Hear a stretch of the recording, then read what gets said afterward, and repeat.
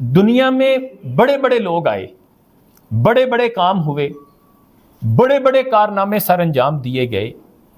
لیکن آپ غور کیجئے ہر بڑے کام، ہر بڑے کارنامے کے پیچھے آپ کو بڑی سوچ کی کار فرمائی نظر آئی، کیونکہ صرف سوچ ہی کافی نہیں ہوتی، جتنی بڑی سوچ ہوگی پھر اس کو عملی جامہ پہنانے کے لیے اتنے ہی بڑے عمل، اتنی ہی محنت، اتنی ہی مسلسل جدوجہد اور اتنی ہی قربانی کی ضرورت بھی پڑتی۔ اور وہ جو کہا جاتا ہے نا کہ اصل خواب وہ نہیں ہے جو رات کی میٹھی نیند کی وادی میں آ کر آپ کو مزید گہری نیند میں مبتلا کر دے، بلکہ اصل خواب تو وہ ہے جو آپ کی راتوں کی نیند چھین لیتا ہے اور آپ میں ایک تڑپ پیدا کر دیتا ہے۔ جیسے میرے مرشد اقبال نے کہا، بے خلشہ زیستن نا زیستن، وہ زندگی نہیں جس میں کچھ بڑا کام کرنے کے لیے آپ کے دل میں تڑپ نہیں، خلش نہیں، آرزو نہیں۔ باید آتش در تہ پازیستن، زندگی تو ایسی ہونی چاہیے جیسے تو کسی عظیم تر مقصد کے حصول کے لیے ایسے بھاگ توڑ کر رہا ہے جیسے تیرے پاؤں کے نیچے آگ لگی ہوئی۔ اور پاکستان بھی ایک مرد درویش کی جیتی جاگتی آنکھوں کا خواب تھا، وہ خواب جس نے قائد اعظم رحمت اللہ علیہ کی قیادت میں مسلمانان بر صغیر کی راتوں کی نیند چھین لی، اور وہ ایک عظیم تر مقصد کے لیے ہر طرح کی قربانی دینے کے لیے تیار ہو گئے، اور ایک انقلابی روح ان میں پھونک دی گئی۔ پاکستان ایک عظیم ملک ہے، تو یہ بھی جان لیجئے کہ اس کو مارز وجود میں لانے کے پیچھے جو سوچ تھی وہ بھی بڑی عظیم تھی، اور وہ جو ذہن تھا وہ بھی بہت عظیم تھا، اور اس کا نام اقبال۔ اور اس کا جو خواب تھا،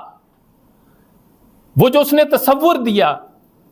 وہ جو اس کی بڑی سوچ تھی، اس کو مارز وجود میں لانے کے لیے، عملی جامہ پہنانے کے لیے ایک عظیم کردار کی ضرورت تھی، ایک سچے، کھرے، بے لوث، دردمند، محنتی، نڈر، ذہین اور ایماندار انسان کی ضرورت، اور اس کے لیے قدرت نے، اس عظیم کردار کے لیے قدرت نے محمد علی جناح کا انتخاب کیا۔ اور اس نے ایک طرف شاطر اکثریت اور دوسری طرف اس وقت کی سپر پاور کے دانتوں سے پاکستان کو چھینا اور بظاہر ناممکن کو ممکن بنا دیا۔ حقیقت یہ ہے کہ اقبال کا جو شاہین کا تصور ہے اس کا عملی مجسمہ جناح ہے، اور اقبال نے قیادت کے جو اوصاف بیان کیے ہیں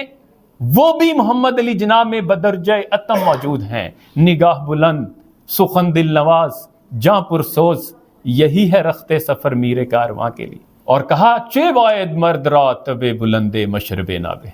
ایک عظیم آدمی میں اور کیا ہوتا ہے سوائے اس کے کہ اس کی فطرت بلند ہوتی ہے اور اس کے نظریات خالص ہوتے ہیں، دل گرمے نگاہ پاک بینے جان بے تابے، اور اس کے دل میں گرمی ہوتی ہے، اس کی نگاہ میں پاکیزگی ہوتی ہے، اور اس کی جان میں بےتابی ہوتی ہے، کچھ کر گزرنے کی تڑپ ہوتی۔ تو میرے عزیز طلبہ و طالبات، ثابت کیا ہوا؟ ثابت یہ ہوا کہ جتنی بڑی سوچ ہوگی اس کو عملی جامہ پہنانے کے لیے اتنے ہی مضبوط کردار کی ضرورت ہوگی، اتنی ہی انتھک جد و جہد درکار ہوگی، اتنی ہی سخت محنت کرنی پڑے گی، اتنی ہی بڑی قربانی دینی پڑے گی۔ تو میں تمام نوجوانوں سے یہ کہتا ہوں کہ اس انگریزی محاورے کو اپنے لیے مشعل راہ بنا لیں کہ think like Iqbal, act like جناح۔